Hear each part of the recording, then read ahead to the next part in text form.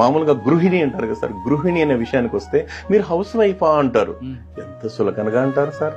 అదే house wife అనే విషయానికి వచ్చినప్పుడు ఆ మహాతల్లి ఉదయం నిద్ర లేచింది మొదలుకొని సార్ తెల్లారు అంటే సూర్యుడు ఉదయించక ముందే నిద్ర లేచి ఆ తర్వాత ఆ ఇంటి పనులన్నీ చక్కదిద్దుకుని తను తింటుందో తినలేదో బిడ్డలు క్యారియర్ కట్టేయడం, వాళ్ళకి మంచిర్లు చూడడం, స్కూల్కి పంపడం, మళ్ళీ ఇంటి పనులు చూసుకోవడం, మళ్ళీ మధ్యాహ్నం భోజన కార్యక్రమం, ఆ తర్వాత భర్త ఇంటికి వస్తే భోజనం పెట్టడం, మళ్ళీ సాయంత్రం మళ్ళీ పిల్లలు ఇంటికి చూసుకోవడం, మళ్ళీ ఈ ఇంట్లో ఉంటాయి కదా సార్ ఇంటి పనులు, ఇంటిల్లి 10 పనులు అంటే ఒకటేని కాదు సార్.